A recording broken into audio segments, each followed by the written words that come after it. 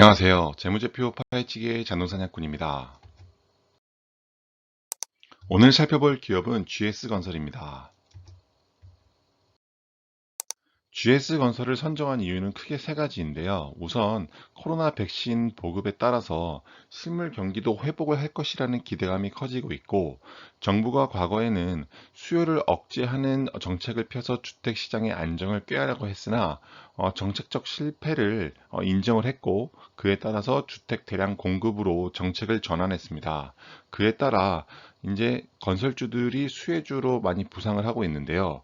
이런 정부 정책 방향에 따라서 이런 건설주들은 많은 영향을 받기 때문에 최근 앞으로 많은 혜택을 볼 것이라는 예상이 들어서 실질적으로 얼마만큼 현재 주가가 상황을 반영하고 있고 앞으로 주가가 얼마만큼 상승할지를 한번 알아보는 시간을 갖도록 하겠습니다.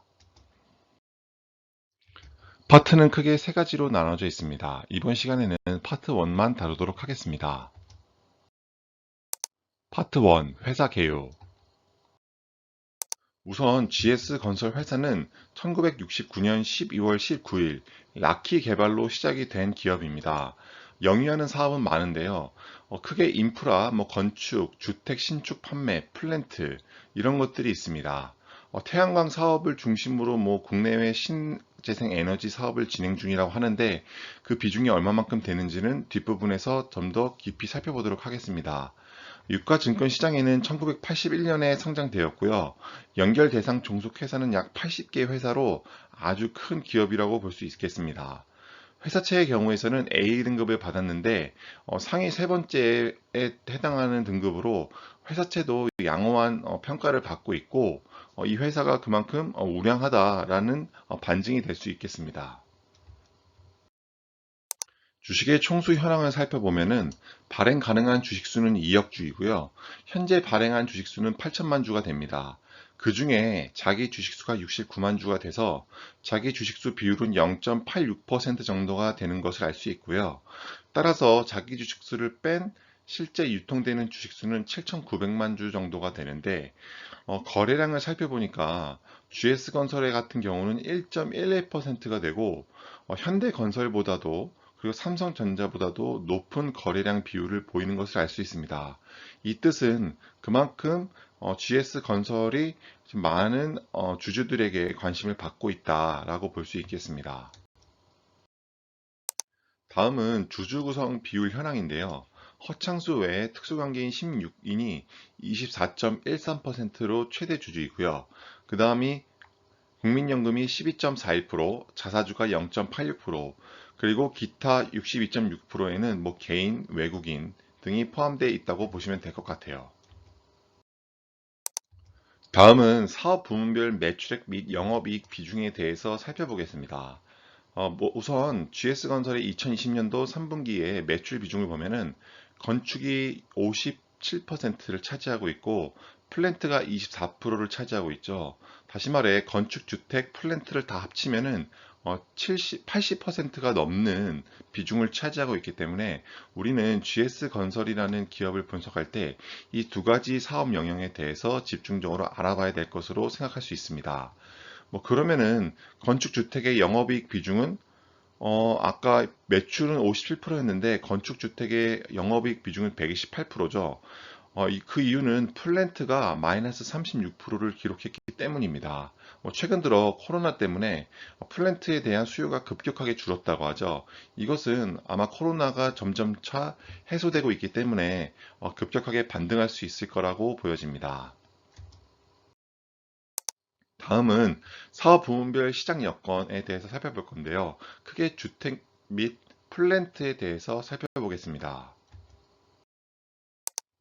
사업 부문별 시장 여건입니다.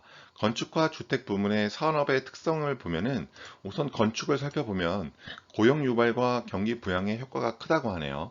주택 같은 경우에는 브랜드, 디자인, 조경과 편의시설에 국한되었다 하면 지금은 그것 플러스 가격 경쟁력과 입지까지 고려한 복합적인 요인들에 의해서 거래가 결정되고 성사된다고 합니다. 그리고 건축과 같은 경우는 인터넷 데이터 센터 등의 발주가 확대되고 있어서 지속적인 성장이 기대되고 있고요. 주택 같은 경우에는 수도권은 3기 신도시를 비롯한 대규모 공공택지 공급이 예정되어 있어서 성장이 아주 많이 될 것으로 예상되고 있습니다. 위의 내용을 보면은 이 경기 변동의 특성, 이 GS 산업이 언제 주가가 오르고 떨어지는지를 확인하려면은 정부의 투자 정책에 따라서 엄청나게 좌우된다는 것을 알 수 있어요.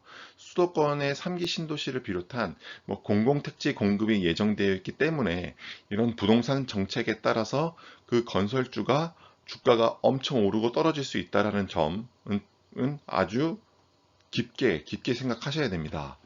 국내외 시장 여건과 경쟁 우위 요소는 너무나 당연한 내기 때문에 그냥 더 이상 얘기하지 않고 넘어가도록 하겠습니다. 플랜트 부문의 사업의 특성에 대해서 먼저 살펴보겠는데요. 정의를 먼저 살펴보면은 플랜트라는 것은 정유, 가스, 석유화학 및 환경 등에 사용되는 설비를 최종 완공시키는 산업이라고 할 수 있어요. 그렇기 때문에 이 플랜트 산업은 엄청나게 대규모 사업이라서 장기간의 건설 기간과 다수의 협력 기업과 인력이 투입된다는 점, 그리고 이 다수의 협력 기업이 있기 때문에 외주를 많이 줘야 된다는 점을 참고하시면 될 것 같아요. 그리고 산업의 성장성을 살펴보면은 최근 코로나로 인해서 많은 수요가 줄어들었기 때문에 저유가가 됐었죠. 그로 인해서 발주처의 재정 상태가 예상보다 악화되었고 프로젝트 발주로 많이 이어지지 못했다는 특성이 있습니다.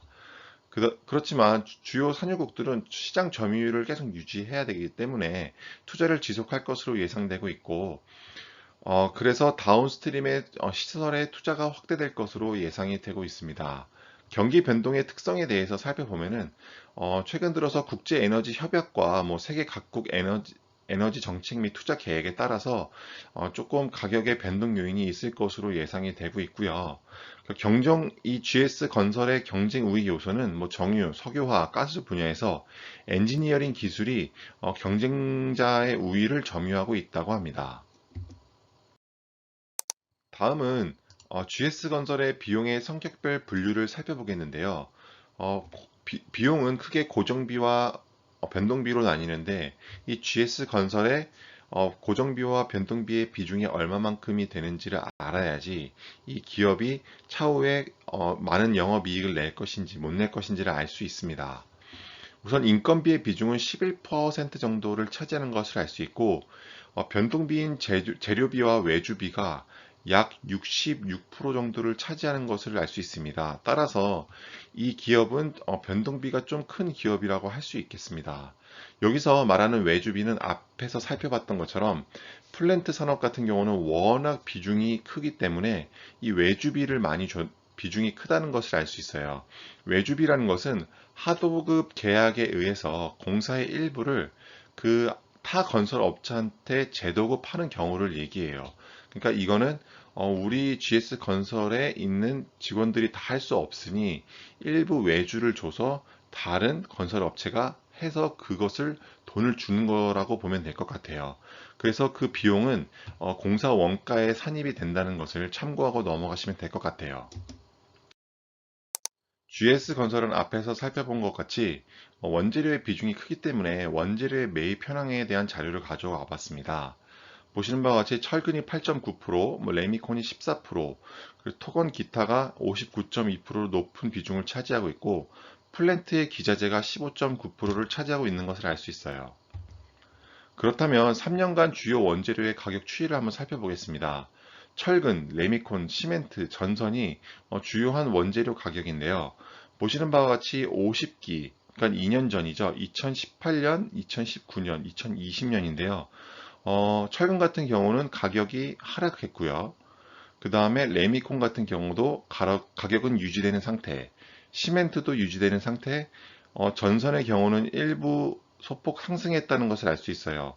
전체적으로 보면은 가격 자체가 평균으로 봤을 때도 낮아지면 낮아졌지 높아졌다고 보여지지 않기 때문에 이 기업이 원가의 비중이 점점 낮아져서 영업이익의 수익이 높아질 수 있다는 가능성을 알고 넘어가시면 될 것 같아요. 마지막으로 주택수주 잔고 현황에 대해서 한번 살펴보겠는데요. 해외 공사 같은 경우는 1조 1천억 정도가 남아있고, 민간 공사인 우리 국내에서는 한 26조가 남아있는 것을 알 수 있습니다. 관급 공사는 약 한 4조 정도가 되는 것을 알 수 있고요. 지금까지 GS건설의 첫 번째 기업 소개 영상을 봐주셔서 감사드리며, 다음 시간에는 재무제표 측면에서 좀 더 깊이 있는 분석을 다뤄보는 시간을 갖도록 하겠습니다. 감사합니다.